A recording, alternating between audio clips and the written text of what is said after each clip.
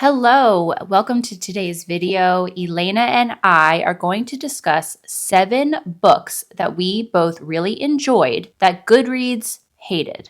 Time to tell the haters why they're wrong.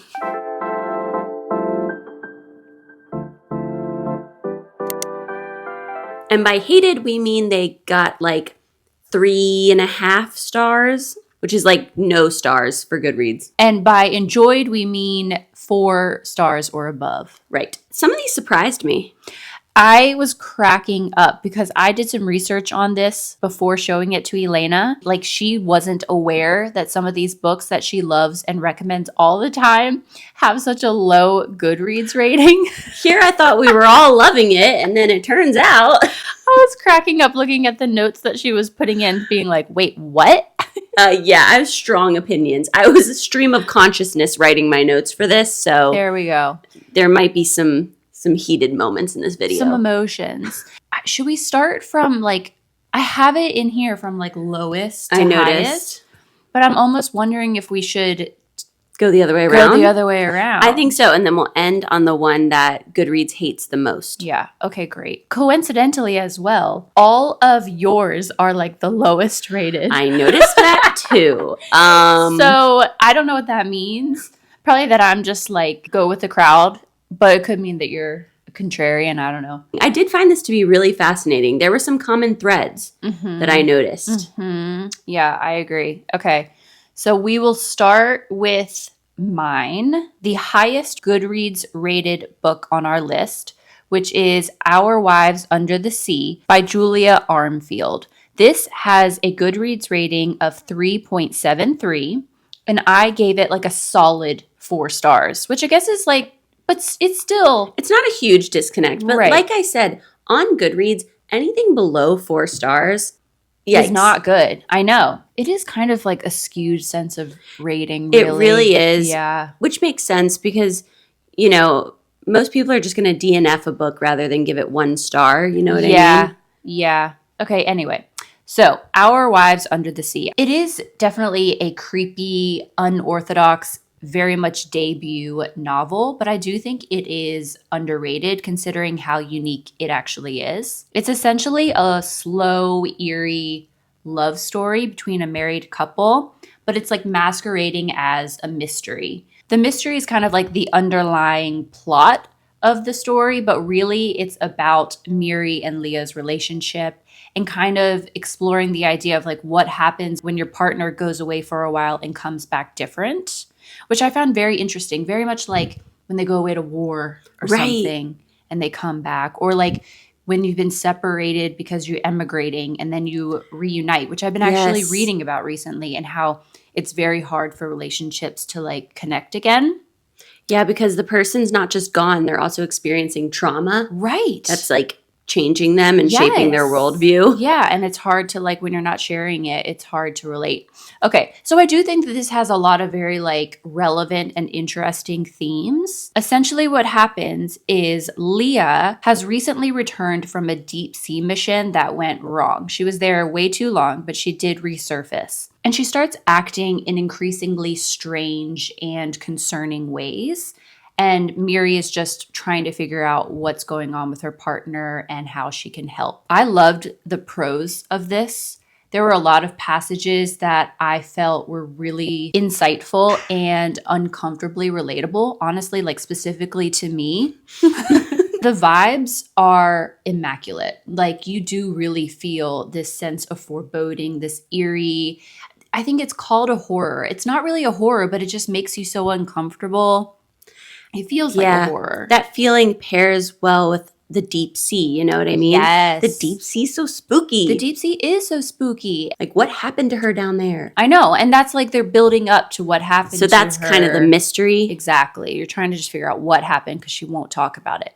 You have a dual POV, so you see what Leah was going through and her whole like experience under the ocean, and then you have present time through Miri's point of view when she's trying to figure out what happened. You love a dual POV. I do. I don't normally like past and present, Oh, the time the skip. time skip. But in this case, I think it worked and like was obviously very relevant for the mystery. Yeah, because then you can see the events unfolding. Yeah, and it sort of what built it up. I think the reason readers maybe gave this a lower rating is because it did have so much potential. The premise is super, super compelling, and I can see how they maybe thought that it kind of missed the mark. The ending was abrupt and a little rushed, and, you know, a lot was built up, but it never really like completely came together. But this was a debut. I thought that the premise was so cool. And more than anything, I really think that it set out what it meant to do, which is invoke a lot of discomfort in the reader and create this very, very eerie atmosphere. It nailed it on those two aspects. Yeah. I could not rate this lower than a 4. And that's going to be a polarizing experience. It makes sense to me that not every reader is going to enjoy a book that makes them feel uncomfortable. Yes, especially when like the ending is a little ambiguous and, you know, a lot of mysteries and thrillers do try to like wrap it up in a little bow. True. This doesn't happen here, but I still think that it's like a very interesting story. Okay, our next pick is Beautiful World, Where Are You? By Sally Rooney, which we both read. We are both huge Sally Rooney fans, and we both gave it 5 stars, I believe. Yeah, that's right. But Goodreads, what'd they say? 3.53. 3.53. That's got to be the lowest rated Sally Rooney book. It is, which is shocking to me. This is her lowest rated book, and I just honestly don't get it. This is my second favorite. I mean, like it's almost neck and neck with It's normal so good. people. It's really good.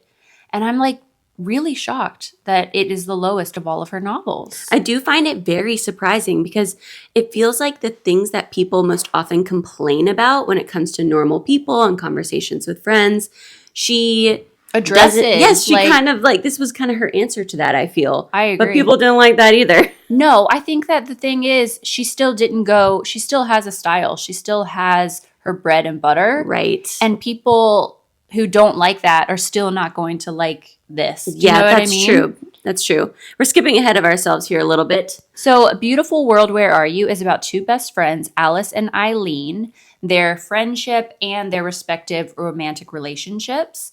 Alice is a very successful writer, and she basically just meets this blue-collar guy named Felix and asks if he wants to go to Rome with her. And Eileen is grappling with like a recent breakup, and she ends up turning to her childhood friend Simon for comfort. So the story is essentially about 4 20 to 30 somethings talking about relationships, sex, love, philosophy. You know, Sally Rooney Writing. loves, long emails to each Long other. emails. You know how It's all great. us 20-something? Us 20-something. If you're in your 20s, do you write long emails to your friends and loved ones? Tell us in the comments. But you do know, though, like when you go on these philosophical rants because you just think you are like God's gift, Yeah. you know? That is uniquely 20s. It really is. And she nails that. Absolutely. Like we were saying, I do get that Rooney's characters can be annoying, obnoxious. They're not likable. No, they're pretentious. And like some of the characters are deeply problematic in this novel. Yeah. And I do think that's why people struggle. But personally, I think we both find it fascinating. Yes, that adds to it. Yes. Because the characters are truly dimensional that way. Yes, it's so interesting. And like you kind of are along for the car crash. Yeah, that's so true. No, you are. You're along. I like that. Along Okay. for the car crash. And like I enjoyed leaning into that like depressive, awkward, like messy situation of it all. Overall, I think that the tone of this book is more happy than We've her said other that. work. So Yes. that's kind of why I felt like she was kind of writing this as a response to the criticism that normal people in conversations with friends had gotten for just being, just a bit depressing. Especially at the end. I feel like Yeah. this is her one book where she tries to give you hope at the end. She tried to give us some closure. Exactly. And like I loved that. Yeah, I felt like it felt refreshing in comparison to her other work. The fact that this has a 3.53 is just It's shocking. so low for a very popular and overall well-liked author. Yeah. 5 stars from us. Next up, we have a thriller. It is The Woman in the Library by Sulari Gentill. We both read this. I quite liked it. Erin, I can't remember what I rated it, but it's probably similar to the 3.51. yeah, I think it you gave it currently 2 has. stars. Oh, did I? Yeah, bringing that average down. Goodreads gave it 3.51. And like I said, this is a thriller. It's about 4 strangers who all happen to be in the Boston Public Library when they hear a blood-curdling scream. So you have sort of this locked room murder mystery aspect with a limited number of suspects. I eat that up. So I was already along for the ride, Yeah. you know? And as the story unfolds, it kind of becomes a mystery within a mystery because the story itself is being written by an author. And between the chapters, we're getting her correspondence with one of her beta readers named Leo. And it's sort of like something spooky is happening to the writer as she is writing this spooky story. So as the beta reader is going through, he's giving his impressions of who he thinks the killer is and telling the main character who they should trust and things like that, which is kind of fun for me as the reader because it was hard to tell what was a red herring and what wasn't. Yeah. I felt like it was really nice and layered, and I enjoyed that. It definitely wasn't super scary, which was a common complaint in the reviews that I would agree with. But I don't really like super scary, so that's fine. Still worked for me. Yeah. And then I thought it was interesting. The letters were very polarizing. Some people said it was the only compelling part of the story. Other people said it ruined the story and took them out of it. Interesting. So overall, I think that was, a bold move on her part. I thought it was unique. Yeah, I felt like it gave the story something fresh. But you're right. I guess it was polarizing. I cannot remember why I didn't like it. Do you remember? Yes, I do remember why you didn't like it. It was because you felt like the twists were really obvies. Okay. Erin has a habit. Don't do this. Don't say it again. Why? It's say true. This every time. I have to cut it half of the time. She always tries to figure it out. And sometimes you just gotta let the story take you. It should be clever enough to outsmart me. And that's why you didn't really like it. Okay. I will say I don't normally like thrillers. So I think just the fact that I had a nice time reading this, I was grading it on a curve. You know what I mean? It wouldn't hold up to a 4-star fantasy read for me. Yeah. But for a thriller, I thought this was really clever and imaginative. So I do think that the Goodreads reviewers were harsh, and Erin was harsh. Sorry. If you don't mind a thriller that's less scary and more clever and academic, then you might really like this book. Did you give it a 4? I gave it 4 stars. Okay. All right. There you go. Now we're talking about Family Lore by Elizabeth Acevedo. I gave this 4 stars. Goodreads gave it 3.52. This is a multi-generational Dominican American story about a family of women, each with her own unique gift, as they prepare for this mysterious wake that one of the sisters has planned for herself. She's alive, and she's invited all the family to her own wake. Interesting. Is she going to lay there at the wake? I don't want to spoil anything, Okay. but that's kind of your setup, which I did think is a really good premise. Very It compelling. hooks you. There's an obvious question here of why is this happening? You know, the story is very non-linear, kind of weaving through their memories and their secrets and their individual gifts. It has a very strong magical realism element, which I love. And I think that's why I rated this highly at the time. I really enjoyed that. I also enjoyed seeing all of the girls' different perspectives, especially how they each viewed their mom. It was very interesting seeing how the same event could read completely differently from sister to sister. Right. However, Goodreads reviewers really didn't go for this. And rereading the reviews, I kind of see why. Oh, really? Now, one complaint was that the pace was slow, which is true. And the plot being nonlinear, that always puts off a big group of readers. You know, there's a specific type of reader that enjoys that kind of plot. And not everyone does. Fair enough. But one thing that I also noticed was people said that the story just didn't have enough impact. And you know what? I kind of agree. Really? When I was looking back at this, I read this book last summer, not that long ago. Yeah. You know what? I can barely remember it. Yeah. Okay. And that's rare for me. I Yeah. am not a person that just blasts through a million books and immediately forgets the plot and characters.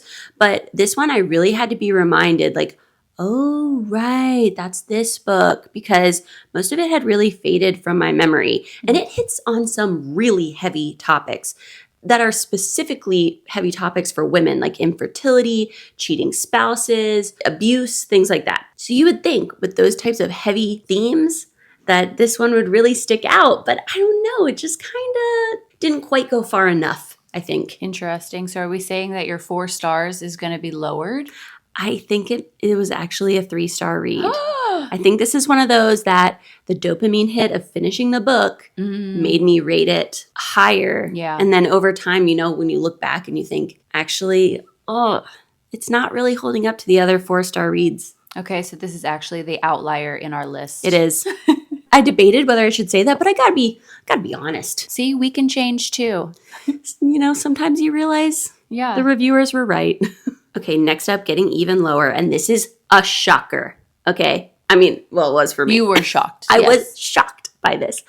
We have the Ex Hex by Erin Sterling, which was only given a 3.48. That is shockingly low. 0.48. You recommend this all the time. I know. I'm seriously shocked. I thought we were all out here getting super into the witchy Gilmore Girls meets Halloween Town. Like, what is happening, people?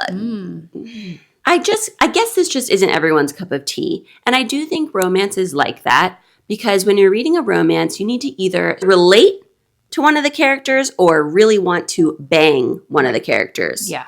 Preferably both. That's when you hit it on the head. Yeah. get the 5 stars. And everybody is different and has their own things that they look for in romantic relationships, blah, blah, blah. So I guess that's what happened here, but I don't know. I don't understand it. This book is about a woman named Vivian. She's in a family of witches, and after a bad breakup, she jokingly puts a hex on her ex. It's not a real spell that she does, so she didn't think it actually worked until years later when he's back in town, and they realize that not only is he cursed, but the town is too. And they two of them have to team up to save the town. It's a fun, silly time, people. Yeah.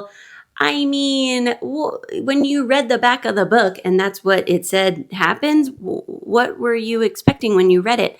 A lot of reviews said that the book was like too silly and lighthearted, but that's what it is. That's literally what it is. Yeah. Yeah. I think a lot of witchy books nowadays are super like hardcore feminine rage. Yes. And I'm certainly not against that type of witchy read, but not every book needs to be like that. You know what I mean? This is a rom-com. Yes.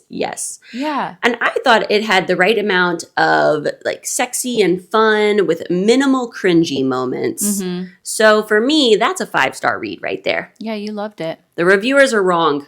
Read it. I read the whole series. I remember. You liked this one the best. Yes, it's the best one. Yeah. And it's way worth a read around this time of year. I mean, it's just fun. Okay, do not be put off by it. I have one other thing to say. A lot of reviews mentioned that the male main character is named Reese, which feels highly unoriginal after ACOTAR. And that's fair. And now we are on to our second lowest book on this list with a very sad 3.35 stars on Goodreads. And that is Pizza Girl by Kyoung Frazier. I came across it literally on a list of books that have bad ratings on Goodreads. Wow. A couple months ago. It may or may not have inspired this list in general. I was wondering.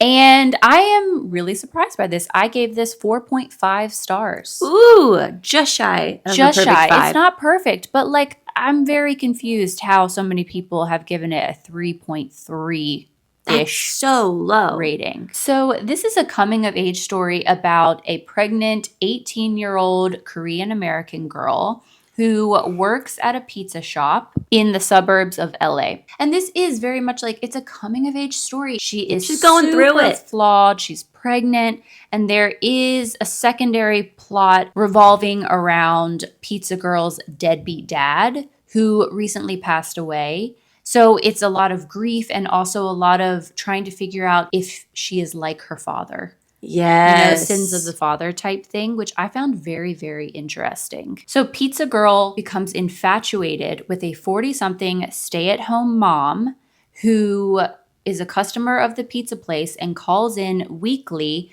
to order a pickle pizza for her son. Yes. I'm also infatuated with the 40-something mom that orders pickle pizza. Honestly, I did relate to this 40-year-old mom, and I wonder if maybe the people reading it just couldn't relate to being an 18-year-old girl or a 40-year-old woman. But there you go. For me, it was like specific life experiences. Yeah, and I was like into it because I could definitely relate to both aspects of this. It is wry, it is funny, it is like shameless. It's kind of like gross sometimes. It's really written from the perspective of an 18-year-old. It goes off on tangents. It's weird. And I thought it was wonderful. I really, really liked the way that this was written. I wasn't expecting much out of it. And you don't get a lot out of it. There's not like a really happy ending. It kind of just ends. And there's no real like development. But that made sense to me. And I feel like that's what people struggled with. They were expecting it to pack more of a punch or to have some sort of like heavy statement or some sort of like commentary on being this age and like surpassing your obstacles. This just doesn't happen. I mean, she increasingly has very destructive behavior. And while we see a little glimmer of hope that that might change, I just don't think that it has the ending that people expected and doesn't pack the emotional punch that they expected. But in doing so, I think it actually did pack more that effective punch. that Yeah, way. It felt realistic. Yeah. I liked that it was short because I thought that it was like a quick glimpse into like a slice of life. Yes, and like not a happy one. A pizza slice of life. A pizza slice of life. I just thought it was super original too. I don't understand how it could have been scored so low. You're in the notes you wrote, if you scored this low, you didn't get it. Oh, and you know what? I've been told that about other books, and I'll just say, you're right, I didn't get it. And so, you know what? If you didn't get it, you didn't get it. Sometimes it just doesn't work for you. Maybe if you have not experienced being an 18-year-old and also maybe something of a 40-year-old woman, which thankfully I'm not quite there yet. But, you know, it just might not relate to you. But I thought we can imagine perfect. It's not that far off. Yeah. It's just such a quick read. I would definitely give it a try. All right, let's get into it. We are talking about The Sun and the Void by Gabriela Romera Lacruz. I'm sorry, what? This like makes me mad. It has 3.3. 3.3. That's like unreadable. Do you know what I mean? Yes. I am shocked. And I have some things to say. Justice for The Sun and the Void, okay? Because the readers who scored this low, I honestly think it's not even just that they didn't get it. Like they are wrong. They are bad people. I thought you were going to say racist. A little bit too. Yeah, a little bit too. There's like a whole group of book talkers that said some incredibly incorrect things. I would almost venture to call them lies about this book. Okay, let's get into it. So what is it? It is an adult epic fantasy inspired by Venezuelan folklore. There are two main characters. One is a young noblewoman and one is like a servant. This cast is very female heavy. A lot of women and a lot of different women, a very diverse female cast, which is something I really enjoy. There's a very cool magic system. There are different races in this world who all look different and some have different powers and abilities. And there's a lot of like sapphic pining in this story, lush atmospheres and world building. There's a lot of magic. There's a lot of anti-colonialism, which I will come back to. I did look through a lot of the negative reviews for this book, and there are some criticisms that I think are fair. One common thread that I noticed amongst all of the books that I talk about in this video is that a lot of reviewers did not enjoy the slow pacing. Mm-hmm. And like, okay, I guess I just really don't have ADHD because I do not have a problem with slow pacing. This is a long book, and yes, the first 2/3 of it are a lot of setup, a lot of world building. But personally, as a reader, I do not mind that. Yeah. I know that these days a lot of people enjoy fast-paced books, and I enjoy that too. But as someone who grew up reading epic fantasy, I'm used to the slow burn, baby. Yeah, you know how to be patient. Yes, so that does not bother me. And I understand why some reviewers had some feelings about that. The other criticisms, I'm telling you, downright lies. There are a lot of people that feel that this book is promoting anti-Indigenous views. Like, did we even read the same book? It's so confusing to me that people think this. One of the big things that gets pointed out is that, yes, there are in fact multiple races in this world, and two of them, let me make sure I say the names of them right. The Valkos and the Nazariels are clearly distrusted and oppressed by the colonizers.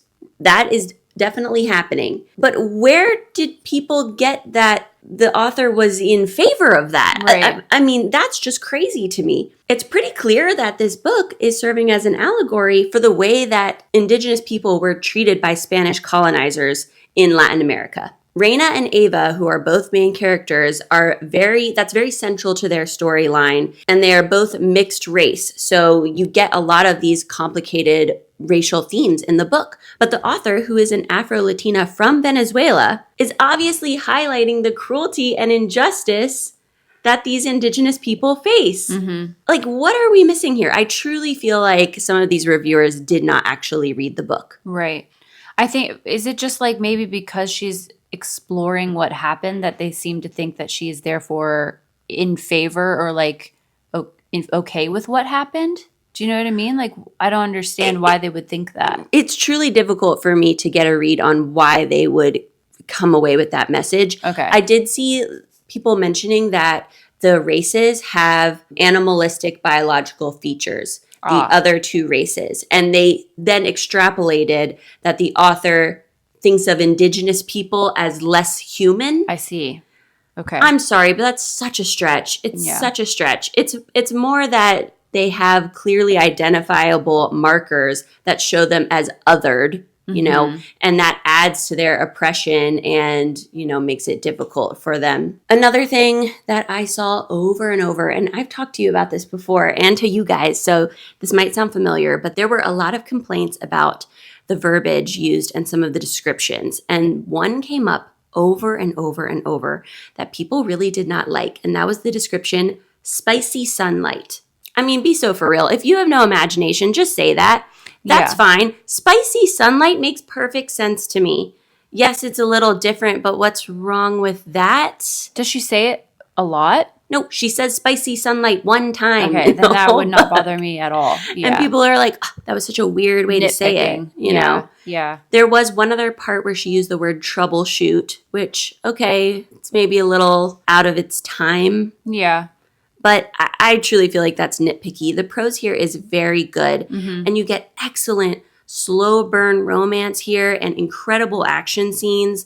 Do not let the bad reviews put you off of this book. It is so good and well worth a read if you enjoy unique, epic fantasy. I feel so strongly about this one. You do. It is a 5-star read. Yeah. I mean, I think it's a great one to end on, too, because it's literally the lowest, and it's probably like your highest rated one on this list. Yes. Yeah. If you guys have any other books that you really enjoyed that are rated very low on Goodreads, please let us know. We would love to read them and back you up. Yeah. And if you disagree with any of our arguments today, let us know. You probably just didn't get it, but we're willing to hear you out, okay? Yes, yes. Yeah. Please like this video if you liked it. And subscribe if you are new. And if you're not new, send this video to your friend that you talk to about books, your coworker that always asks what you're reading, your sister that you guys always talk smack about the same books together. Send it to somebody else because that really helps our channel grow. And we're trying to reach 3,000 subscribers by the end of the year. And until our next video, we'll see you later. See you soon.